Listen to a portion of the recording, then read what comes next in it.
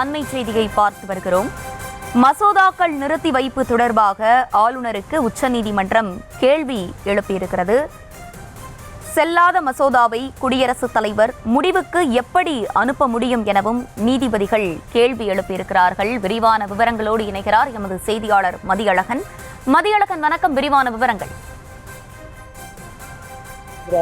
தமிழக அரசு தாக்கல் செய்த மனு உச்சநீதிமன்ற நீதிபதி ஜே பி பர்திவாலா 6 மசோதா அமர்வில் இன்று மீண்டும் விசாரணைக்கு வந்தது.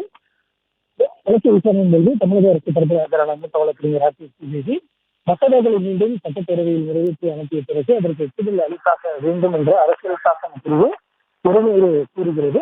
மசோதாக்களை நீர்ப்பளிக்கும் வகையில் 4வது முடிவெடுக்கும் அதிகாரம் உள்ளது என்ற மத்திய அரசின் வாதத்தை நிராகரிக்க வேண்டும். அப்படி அரசியல் சாசனம் கூறவில்லை என முந்தைய உச்சநீதிமன்றத்தினுடைய தீர்ப்புகளை சுட்டிக்காட்டி அவர் வாதிட்டார். மேலும் அரசியல் சாசன பிரிவு உரிமையை குறித்த விரிவான வாதங்களை தமிழக அரசு சார்பில் தாக்கல் செய்யப்பட்டது.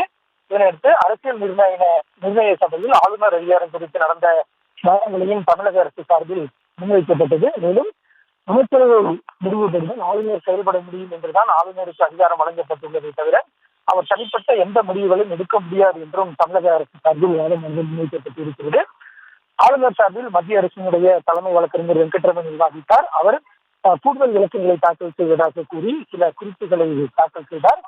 அதில் ஆளுநருக்கு 4 வகையான முடிவுகளை எடுக்க முடியும் என தெரிவிக்கப்பட்டிருக்கிறது. அப்பொழுது நீதிமன்றம் ஆளுநருக்கு 4வது அதிகாரம் உள்ளது என்று ஒரு எடுத்துக்காட்டிற்கு வைத்துக் கொண்டாலும் கூட அந்த 4வது முடிவு என்ன என்பது, அதாவது அந்த 4வது அதிகாரம் என்ன என்பது தொடர்பாக விளக்கம் அளிக்குமாறும் தமிழக மத்திய அரசினுடைய தலைமை வழக்கறிஞரிடம் தெரிவித்தார். நீதிபதிகள் கேட்டுக்கொண்டனர். இதனையடுத்து காரணம் எதுவும் தெரிவிக்காமல் மசோதாக்களை ஆளுநர் நிறுத்தி வைத்திருக்கிறார். 1-2 ஆண்டுகள் நிறுத்தி வைத்த பின்னர் குடியரசுத் தலைவருக்கு ஆளுநர் அதனை அனுப்பி வைத்திருக்கிறார். இது எப்படி முடியும் என்று நீதிபதிகள் கேள்வி எழுப்பியிருக்கிறார்கள். மசோதாக்களை நிறுத்தி வைத்த பின்னர் எப்படி குடியரசுத் தலைவர் பரிசீலனைக்கு அனுப்ப முடியும் எனவும் ஆளுநர் முடிவெடுக்காமல் நிறுத்தி வைக்கிறார் என்றால் அது செல்லாது என்று முன்னதாக வாதம் வைக்கப்பட்டது. அப்படி எனில் செல்லாத மசோதாவை குடியரசுத் தலைவர் முடிவுக்கு எப்படி ஆளுநர் அனுப்ப முடியும் என்றும் நீதிபதிகள் கேள்வி எழுப்பினார்கள். மத்திய அரசினுடைய இந்த வாதம் என்பது முன்னுக்கு பின் முரணாக இல்லையா என நீதிபதிகள் கேள்வி எழுப்பினார்கள். தொடர்ச்சியாக இந்த வழக்கினுடைய விசாரணையானது நடைபெற்று வருகிறது.